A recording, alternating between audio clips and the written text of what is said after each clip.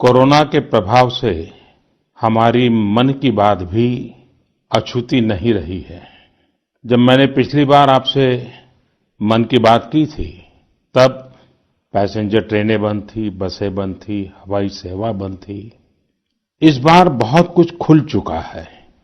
श्रमिक स्पेशल ट्रेनें चल रही हैं, अन्य स्पेशल ट्रेनें भी शुरू हो गई हैं। तमाम सावधानियों के साथ हवाई जहाज उड़ने लगे हैं।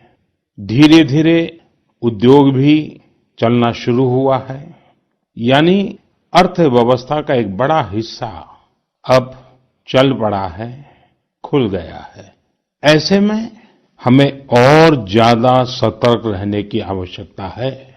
2 गज की दूरी का नियम हो, मुंह पर मास्क लगाने की बात हो सके वहां तक घर में रहना हो, ये सारी बातों का पालन, उसमें जरा भी ढिलाई नहीं बरतनी चाहिए।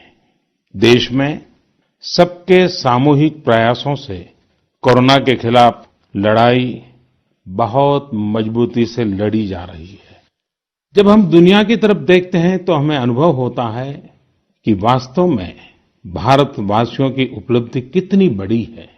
हमारी जनसंख्या ज्यादातर देशों से कई गुना ज्यादा है। हमारे देश में चुनौतियां भी भिन्न प्रकार की हैं। कोरोना की वैक्सीन पर हमारी लैब्स में जो काम हो रहा है, उस पर तो दुनिया भर की नजर है और हम सबकी आशा भी। किसी भी परिस्थिति को बदलने के लिए इच्छा शक्ति के साथ ही बहुत कुछ इनोवेशन पर भी निर्भर करता है। हजारों सालों की मानव जात की यात्रा लगातार इनोवेशन से ही इतने आधुनिक दौर में पहुंची है। इसलिए इस महामारी पर जीत के लिए हमारी ये विशेष इनोवेशंस भी बहुत बड़ा आधार है। और इस संकट की सबसे बड़ी चोट अगर किसी पर पड़ी है तो हमारे गरीब, मजदूर, श्रमिक वर्ग पर पड़ी है। उनकी तकलीफ, उनका दर्द, उनकी पीड़ा शब्दों में नहीं कही जा सकती। हम में से कौन ऐसा होगा जो उनकी और उनके परिवार की तकलीफों को अनुभव न कर रहा हो।